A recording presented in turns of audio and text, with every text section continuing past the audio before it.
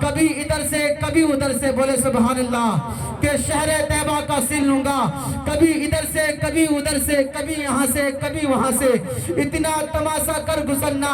نبی کا دیوانہ ہو کے مرنا، اتنا تماشا کر گزرنا، نبی کا دیوانہ ہو کے مرنا، لوگ دیکھیں تیرا جنازہ، کبھی ادھر سے کبھی ادھر سے، کبھی یہاں سے کبھی وہاں سے۔ کرن کا ہے مشہور واقعہ، نبی کا عاشق کیسا گزرا جس نے اپنے دانتوں کو توڑا، کبھی ادھر سے کبھی ادھر سے، کبھی یہاں سے کبھی وہاں سے۔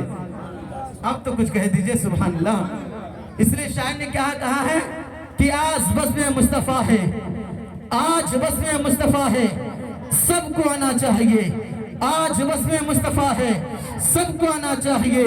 عاشقان مصطفیٰ ہے، تشریف لانا چاہیے، عاشقان مصطفیٰ ہے، تشریف لانا چاہیے۔ تو حضرات محترم، میں نے خطبہ مسنہ کے بعد جس آیت کریمہ کی تلاوت کرنے کا شرف حاصل کیا،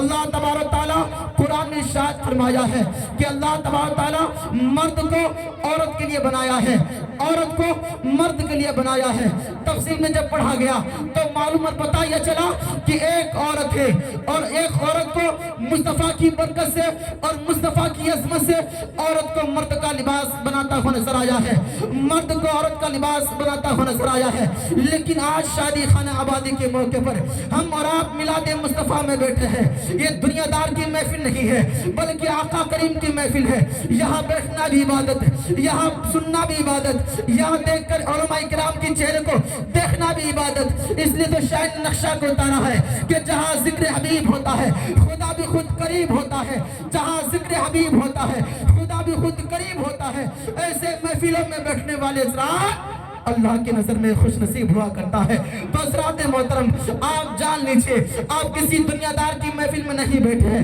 آپ جان لیجئے اس محفل مصطفیٰ میں صرف آپ نہیں آئے ہیں، اس میلاد مصطفیٰ میں صرف آپ نہیں بیٹھے ہیں بلکہ اس میلاد مصطفیٰ کے ارد گرد میں آسمان کے فرشتے آ چکے ہیں، اور وہ فرشتہ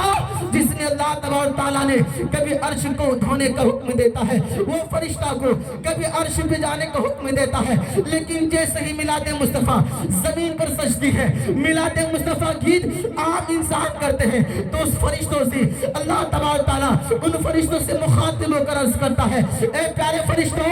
زمین پر پھیل جا، زمین پر امام ہو جا، زمین پر چاروں طرف پھیل جا۔ لیکن فرشتے پکار کر عرض کرتا ہے، مولا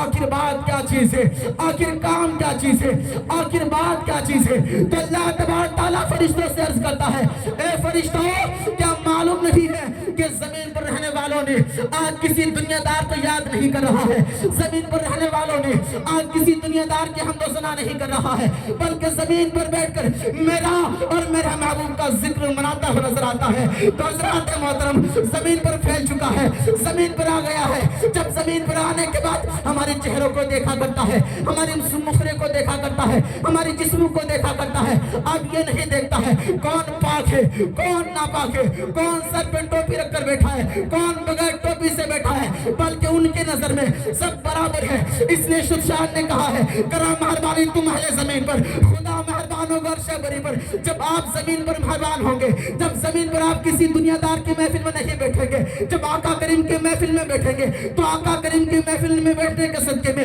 اللہ تبارک تعالیٰ فرمائے گا کہ یہ میرا وہ بندہ ہے جو میرا بھی ذکر کرتا تھا اور میرے محبوب کا ذکر کرتا ہوا گھومتا تھا۔ تو آپ جان لیجئے کہ آپ کسی دنیا دار کی محفل میں نہیں بیٹھے بلکہ آقا کریم کی محفل میں بیٹھے، اور اس جشن شادی خانہ آبادی کے موقع پر ہم اور آپ میلاد مصطفیٰ میں بیٹھے ہیں۔ تو حضرات محترم، یہ شادی خانہ آبادی آج ہمارا اور آپ کا یہ رسم و رواج ہو چکا ہے۔ آج دنیا کے حالات کو دیکھتے ہوئے ہم اور آپ الگ الگ طریقے سے، الگ الگ ڈیزائن سے ہم اور آپ سنت کو ادا کرتے ہیں۔ آخر میں آپ کو بتاؤں، آج شادی خانہ آبادی کے موقع پر ہم اور آپ میلاد مصطفیٰ میں بیٹھے ہیں، اور میلاد مصطفیٰ میں بیٹھنے کے بعد ہماری حالات کیسی ہونی چاہیے، ہمارا ایجوکیشن کیسی ہونی چاہیے، ہم اور آپ کس سمندر میں جا کر بیٹھے ہیں اور کس سمندر سے ہم لوگ گزر رہے ہیں۔ آپ دنیا کی حالات کو دیکھتے ہوئے اور دنیا کی حالات کو مد نظر رکھتے ہوئے آج میں آپ کو بتاؤں کہ آج جو دنیا کی حالات ہے، آخر یہ حالات ہر انسان چاہتا ہے کہ ان کو عزت ملے، ہر انسان چاہتا ہے समाज में उनको इज्जत मिले, लेकिन इज्जत मिलने के कारण क्या है, इज्जत और समाज में इज्जत देने का समाज में क्या है, तो मैं आपको बताना चाहता हूँ। आखिर इज्जत मिलने का सबसे बड़ी बात क्या है, तो आज हर इंसान को चाहिए कि हर इंसान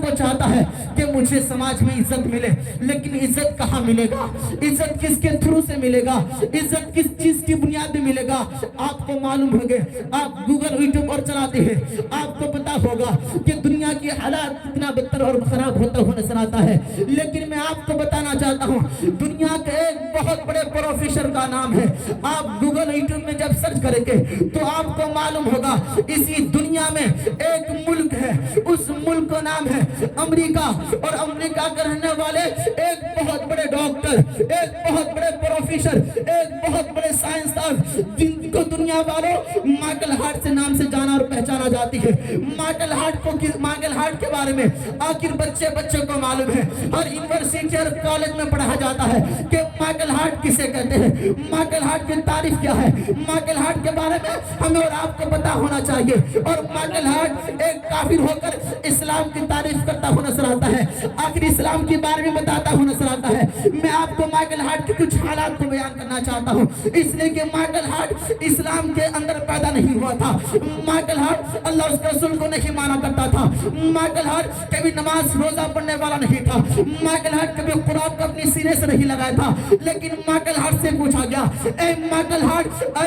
हार्ट, जब अल्लाह तबारक तआला ने, ए माइकल हार्ट, इस मुल्क में, इस दुनिया में मुल्क कितना है आपको मालूम नहीं है, आपको पता नहीं है, इसलिए कि आपको मालूम होगा तो बेस्ट है, अगर नहीं पता है तो अपने दिल की तख्ती पर इन बातों को नोट कीजिएगा कि माइकल हार्ट ने क्या ही खूबसूरत जवाब दिया है कि इस दुनिया में अल्लाह तबारक तआला ने 206 मुल्क को बनाया है, और 206 मुल्क में 4200 धर्म को रखा है, 4200 मजहब को रखा है, लेकिन माइकल हार्ट से पूछा गया था, ए माइकल हार्ट, जब 206 मुल्क को रखा गया है और 4200 धर्म है, और 4200 धर्म में से कौन वो मजहब जो अल्लाह से करीब है, तो माइकल हार्ट ने किसी दुनियादार का बात नहीं कहा था, बल्कि माइकल हार्ट ने कहा था कि दुनिया में अगर कोई मजहब अच्छा है तो है मजहब इस्लाम, जिसे दुनिया के लोग इस्लाम कहा जाता है। तो हज़रात मोहतरम, मालूम पता क्या चला कि काफिर भी आज हमारी और आपके मजहब के बारे में बताता है कि मजहब इस्लाम बहुत अच्छा है। फिर माइकल हार्ट से पूछा कि माइकल हार्ट, मजहब इस्लाम के अंदर आखिर खासियत और उनकी बैकग्राउंड, उनकी आखिर क्या अंदर